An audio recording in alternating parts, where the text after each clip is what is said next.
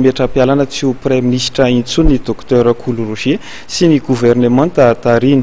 Manoloana izany indrindra dia namoaka didim-panjakana ny filohan'ny Repoblika izay nanaiky izany fametram-pialana izany ary mbola namela ity gouvernement ity hampandeha ny raharaham-pirenena mandrapatsangany ny gouvernement vaovao. Omaly tamin'ny folo ora sasany alina no nivakiana teny amin'ny lapam-panjakana Iavoloha. Ny didim-panjakana mitondra laharana 524 tsipika 820 manaiky ny fametram-pialan'ny Premier ministre Coly Roger sy ny gouvernement tariny. Noho izay indrindra dia nomeny filoham-pirenena lalana hampandeha ny raharaham-panjakana ity gouvernement ity mandra-pametrahana ny gouvernement vaovao. Noraisina ny didim-panjakana izay hovakiana toy izao. Republika Madagasikara fitadidiana Republika didim-panjakana naharana fa 520 sy 20 tsipika 820.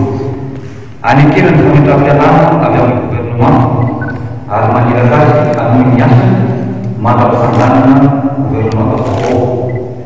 Nitondra fanazavana momba ity fametram-pialana ity Premier ministre Coly Roger androany raha avy nanatrika amin'ny fanokafana tamin'ny fomba ofisialy ny fivoriana tsara-potona ny antenimieram-pirenena io arivo io.